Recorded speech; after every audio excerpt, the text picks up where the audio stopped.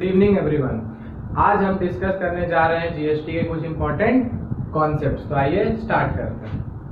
कल जैसा कि हमने पढ़ा था ट्रांजैक्शंस के बारे में, हमने पढ़ा था कि दो तरह के ट्रांजैक्शंस होते हैं, एक इंट्रा और दूसरा इंटर। मैंने कल ये भी बताया था कि इंट्रा में ए आता है, इसका मतलब अंदर ही अंदर, within the same state, within the same state, जैसे कि UP to UP, AP to AP, Andhra Pradesh to Andhra Pradesh, ठीक है।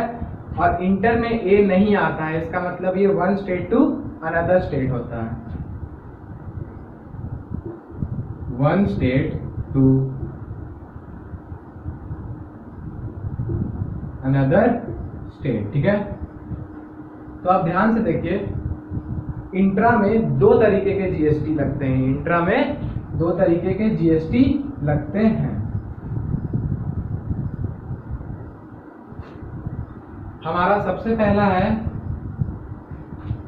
सीजीएसटी और एसजीएसटी, ठीक है। और इंटर में हमारा सिर्फ और सिर्फ एक ही जीएसटी लगता है, वो है आईजीएसटी, ठीक है। तो यहाँ पे सी स्टैंड करता है सेंट्रल गवर्नमेंट वाला सेंट्रल जीएसटी, और यहाँ पे एस स्टैंड करता है स्टेट गवर्नमेंट वाला स्टेट, ठीक है। तो सी स्टैंड करता है सेंट्रल के लिए और एस स्टैंड करता है स्टेट, ठीक है।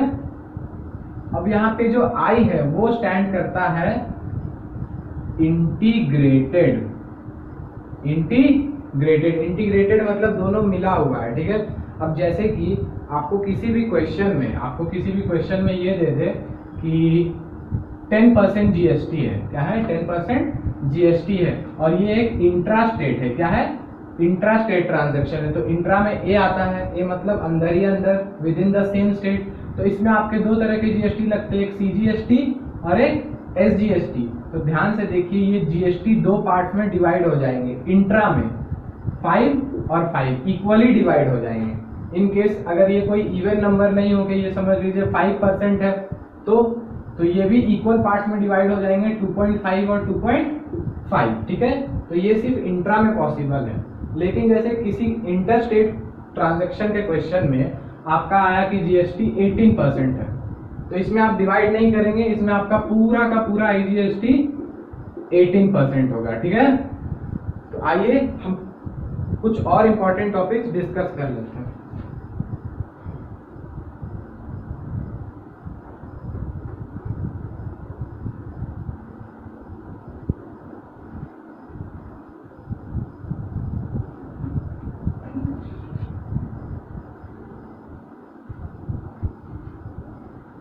अगर आपने हमारा पार्ट 1 देखा होगा तो अभी जो मैं बताने जा रहा हूं वो आपको पहले से पता होगा, ठीक है।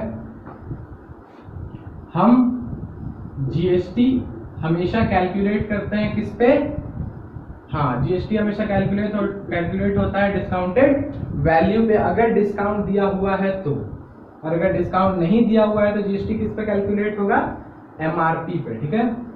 और ये डिस्काउंटेड वैल्यू हम किस पे कैलकुलेट करते हैं, एमआरपी पे। तो कंफ्यूज नहीं होना है, हम अपना जीएसटी कैलकुलेट करते हैं डिस्काउंटेड वैल्यू पे और डिस्काउंटेड वैल्यू कैलकुलेट करते हैं एमआरपी पे। तो आइए हम एक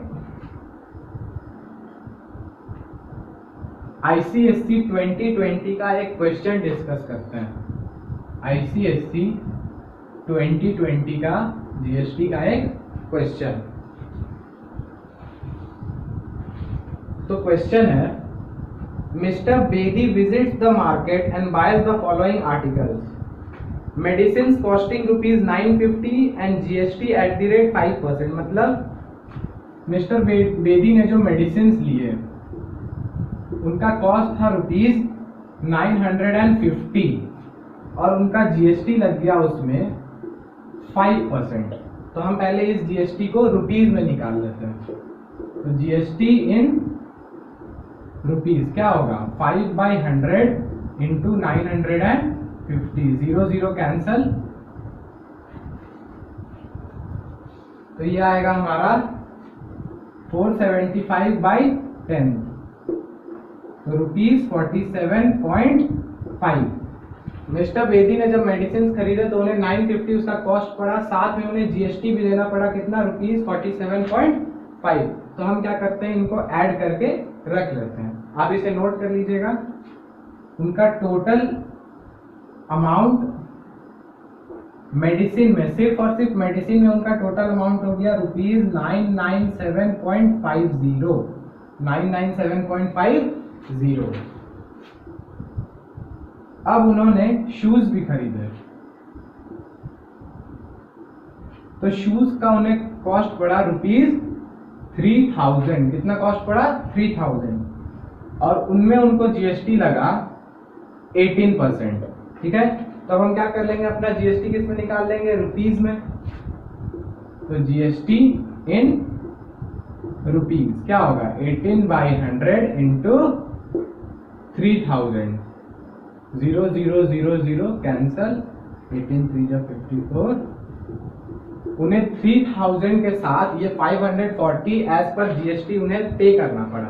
तो हम देख लेते हैं उनका टोटल अमाउंट सिर्फ शूज के लिए, टोटल अमाउंट शूज के लिए कितना होने पड़ा, ₹3000 प्लस ₹540, तो हो गया हमारा ₹3540। इसे नोट कर लीजिए। तीसरी चीज जो उन्होंने खरीदी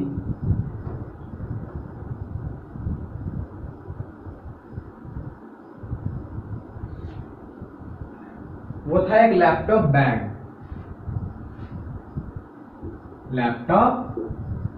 बैग, और उसका कॉस्ट था ₹1000। उन्हें उस बैग में डिस्काउंट दिया गया, कितना का डिस्काउंट दिया गया देखते हैं, 30% का डिस्काउंट दिया गया, और साथ में उनसे जीएसटी लिया गया उस प्रोडक्ट पे 18% का। ठीक है, तब ध्यान से देखिए, मैंने कल के वीडियो में बताया था कि अगर ऐसा आपको ये एमआरपी है, देखिए ये क्या है, एमआरपी है, आपको एमआरपी पता है, डिस्काउंट पता है और जीएसटी पता है, तो आपका सबसे बेसिक काम क्या है, आप सबसे पहले निकालिएगा डिस्काउंटेड वैल्यू। तो डिस्काउंटेड वैल्यू कैसे निकालेंगे, डिस्काउंट है हमारा 30%, तो आप क्या करिए 100% में से 30 को माइनस कर दीजिए, तो बचा आपका 70%। तो डिस्काउंटेड वैल्यू मैंने स्टार्टिंग में ही लिखा था, जीएसटी कैलकुलेट होता है डिस्काउंटेड वैल्यू पे और डिस्काउंटेड कैलकुलेट होता है एमआरपी पे। तो 7 और हमारा एमआरपी है 1000, 0 0 0 0 कैंसल, हो गया हमारा ₹700। मिस्टर बेदी को 700 वो एमआरपी पड़ा, असलियत में था 1000, लेकिन डिस्काउंट होने के बाद उन्हें पड़ा 700। अब हम जीएसटी लगा सकते हैं किस पे, डिस्काउंटेड वैल्यू पे। तो जीएसटी हमारा 18/100 इंटू 700, 0 0 0 0 कैंसल, तो आया ₹126। तो अब देखिए मिस्टर बेदी को लैपटॉप बैग के साथ जो उन्हें वो जीएसटी देना पड़ा, उसका कितना अमाउंट है, total amount for laptop bag. उन्हें 30% का डिस्काउंट मिला, अब उन्हें पे करना था सिर्फ 700 और साथ में जीएसटी इंक्लूडेड, तो 700 प्लस 126 हो गया आपका ₹826। तो अब हमारा क्वेश्चन ये है, एक मिनट,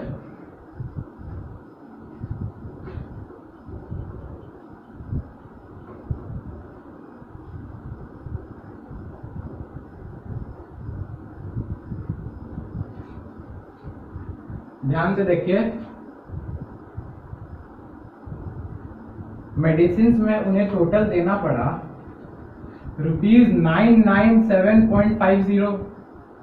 फिर उन्हें शूज के लिए टोटल अमाउंट, ये इंक्लूडेड जीएसटी है, ठीक है, इसमें जीएसटी इंक्लूडेड है, उन्हें शूज के लिए पे करना पड़ा ₹3540 और उन्हें एक लैपटॉप बैग के लिए पे करना पड़ा जीएसटी इंक्लूडेड ₹826। ठीक है, तो हमारा क्वेश्चन ये है, calculate the total amount of GST paid. यहाँ पे सिर्फ पूछ रहा है total amount of GST paid, मतलब उन्होंने सिर्फ जीएसटी कितना दिया, यहाँ पे एमआरपी नहीं लिखना है। ठीक है, कितना उन्होंने सिर्फ और सिर्फ जीएसटी ही दिया।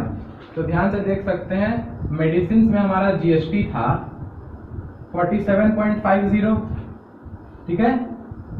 शूज में हमारा जीएसटी था ₹540 और लैपटॉप बैग का हमारा जीएसटी था ₹126। तो हम इन तीनों को ऐड करते हैं तो हमारा आंसर आएगा 713.50।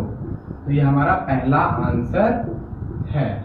क्वेश्चन ये था कि calculate the total amount of GST paid. उन्होंने सिर्फ जीएसटी ही कितना दिया, तो हमने तीनों जीएसटी को सीधा ऐड कर दिया और हमारा आंसर निकल गया। अब सेकेंड क्वेश्चन जो है वो है the total bill amount including GST paid by mister Bedi. यहाँ पे एक वर्ड देखिए, इंक्लूडिंग जीएसटी, मतलब टोटल अमाउंट ऑफ बिल कितना हुआ। उन्हें एमआरपी तो देना पड़ा, साथ में वो जीएसटी भी देना पड़ा, तो उनका टोटल कितना हुआ, उन्हें जो रिसीट मिला वो उन्हें कितना का था। तो टोटल AOB मतलब अमाउंट ऑफ बिल। आपको ऐसे नहीं लिखना है एग्जाम में, ठीक है। ये शॉर्ट फॉर्म सिर्फ मेरे लिए वैलिड है, आपके लिए नहीं। टोटल अमाउंट ऑफ बिल हम कैसे कैलकुलेट करेंगे, सारा एमआरपी और सारे जीएसटी, इन दोनों को जब ऐड कर दिया जाए तो हमें हमारा आंसर मिल जाएगा। ध्यान से देखिए, मेडिसिन में उन्हें टोटल देना पड़ा था, ये इंक्लूडिंग जीएसटी है। ये क्या है, इंक्लूडिंग जीएसटी, और क्वेश्चन में भी तो यही पूछ रहा है, इंक्लूडिंग जीएसटी। तो मेडिसिन में देना पड़ा 997.50, शूज में 3540 और लैपटॉप बैग 826। तो जब हम इन तीनों को ऐड करेंगे तो हमारा आंसर आएगा 5363.50। ये मिस्टर बेदी को टोटल पे करना पड़ा इंक्लूडिंग जीएसटी। पहले वाले क्वेश्चन में सिर्फ और सिर्फ आपसे पूछा गया कि जीएसटी कितना था, तो हमने सारे जीएसटी को ऐड कर दिया तो निकला 713.50। और नेक्स्ट क्वेश्चन में पूछा कि उनका टोटल बिल कितने का आया, तो एमआरपी तो उन्हें देना ही पड़ा और साथ में उन्हें जीएसटी भी देना पड़ा, तो उन सबको ऐड करके हमारा आंसर आया 5363.50। ठीक है, ये बहुत ज्यादा इजी क्वेश्चन था। हम नेक्स्ट ईयर भी, आने वाले साल में भी बहुत इजी क्वेश्चन एक्सपेक्ट कर सकते हैं, क्योंकि ये चैप्टर 2020 में इंट्रोड्यूस हुआ है। और जैसा मेरा एनालिसिस है, कोई भी चैप्टर जब आपका रिसेंटली इंट्रोड्यूस होता है तो उससे इजी क्वेश्चन पूछे जाते हैं। ठीक है, तो आप इजी एक्सपेक्ट करिए, ज्यादा हार्ड मत सोचिए।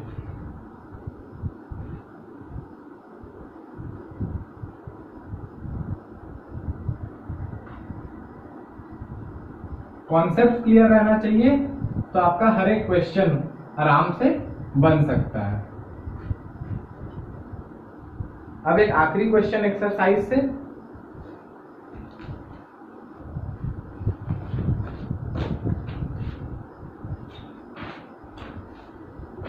Question number, page number 9, question number 4।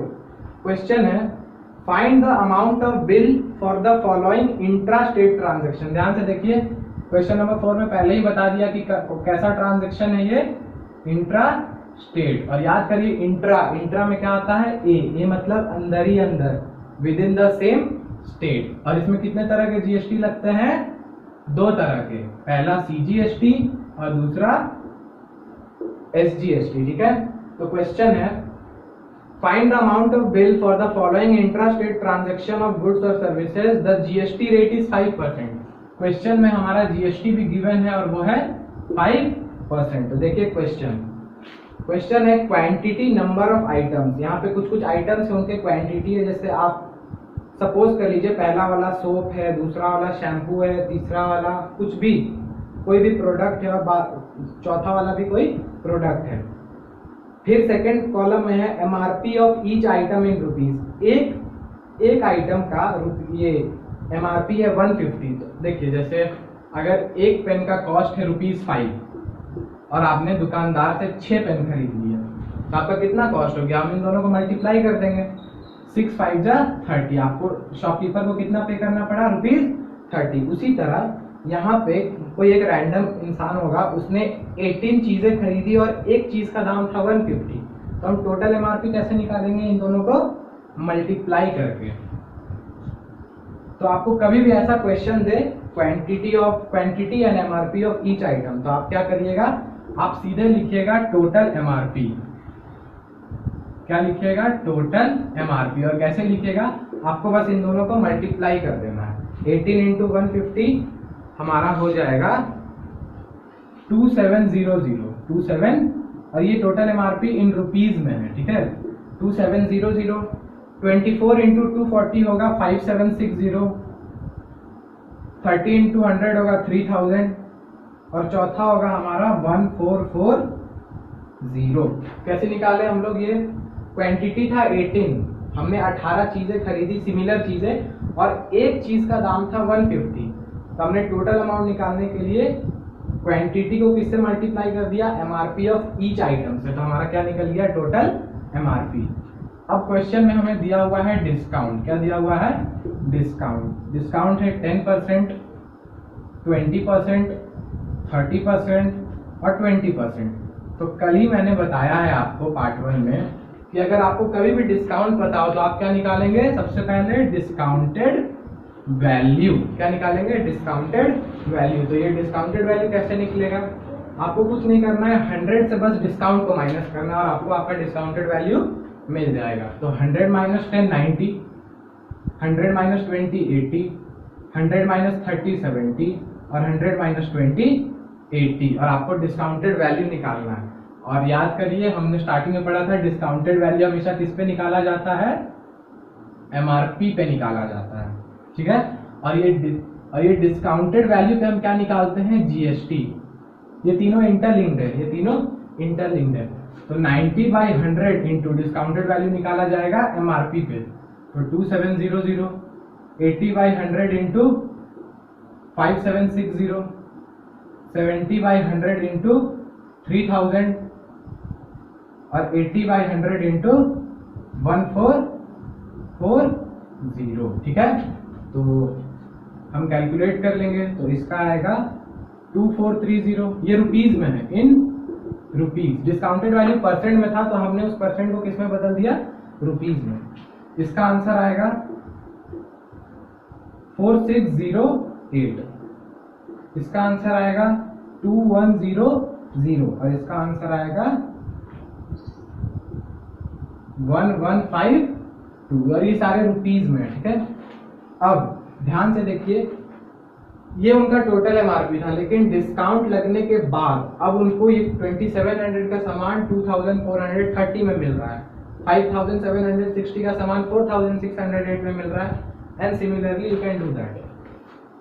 अब हम इनको ऐड करेंगे, मतलब जिस इंसान ने भी ये सारे सामान लिए होंगे डिस्काउंट को माइनस करने के बाद तो उन्हें कितना पड़ा होगा, उन्हें पड़ा होगा 10290। ये है उनका एमआरपी, ये क्या है उनका एमआरपी, ठीक है। तो अब ये तो सिर्फ उनका एमआरपी है, लेकिन उसमें तो जीएसटी भी इंक्लूडेड है। क्वेश्चन में दिया हुआ था इंट्रा स्टेट, क्या दिया हुआ था, आप प्लीज इसे नोट कर लीजिए।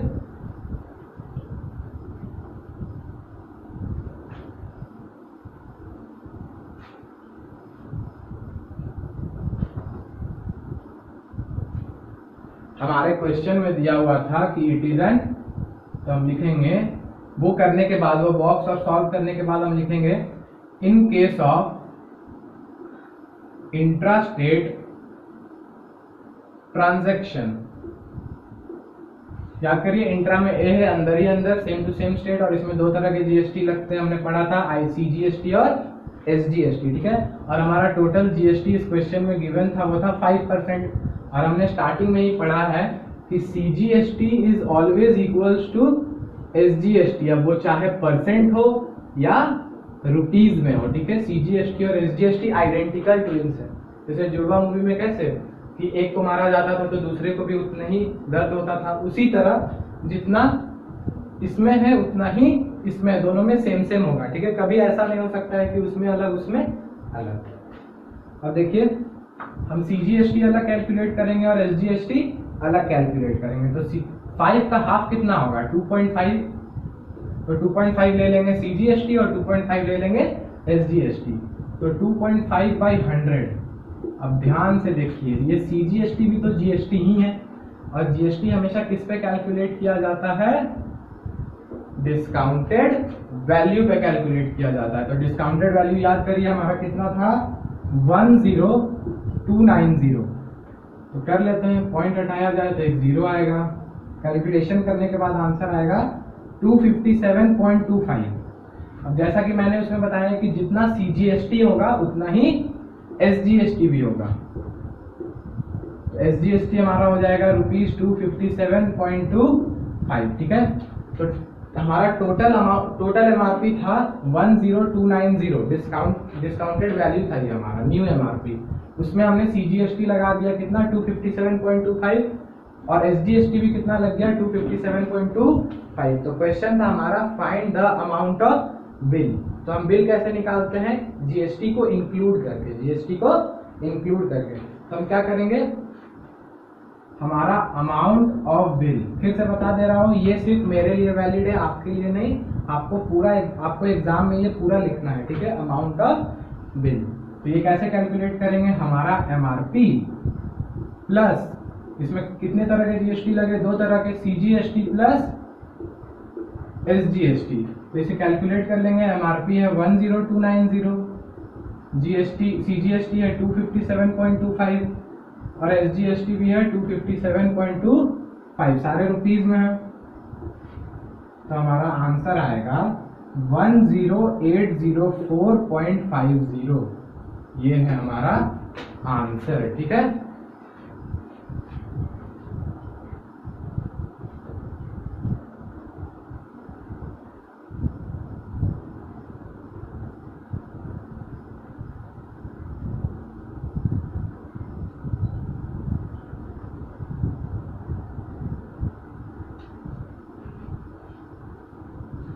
तो जाने से पहले एक आखिरी बार हम देख लेते हैं, अगर डिस्काउंट है तो सबसे पहला काम है डिस्काउंटेड वैल्यू निकालना। और डिस्काउंटेड वैल्यू हम किस पे निकालते हैं, हमेशा उसके ओरिजिनल MRP पे निकालते हैं, ठीक है। और जब हमने डिस्काउंटेड वैल्यू निकाल लिया तो हम निकालेंगे GST, और हम GST किस पे निकालेंगे, डिस्काउंटेड वैल्यू पे। ये सारे चीज तभी पॉसिबल है जब डिस्काउंट दिया हुआ है, और समझ लीजिए आपका डिस्काउंट दिया ही नहीं है तो हम अपना GST सीधा निकालेंगे MRP पे, ठीक है। अब हमने दो तरह के ट्रांजैक्शन पढ़े, एक इंट्रा और दूसरा इंटर। इंट्रा में A है मतलब अंदर ही अंदर, within the same state, और इंटर में A नहीं है मतलब one state to another state. Intra में दो तरह के GST लगते हैं, एक CGST और दूसरा SGST, और इंटर में सिर्फ और सिर्फ एक ही लगता है, वो है IGST, ठीक है। एक और चीज, CGST is always equals to SGST। C stands for central government and S stands for state government. Central goods and services tax, state goods and services tax. तो जितना ये होगा उतना ही आपका ये होगा, चाहे वो परसेंट में हो या रुपीज में हो, ठीक है। तो GST हमारा खत्म हो चुका है। तो आपको किसी भी तरह का कोई भी क्वेरी हो तो आप कमेंट सेक्शन में अपना क्वेरी लिख सकते हैं, ठीक है।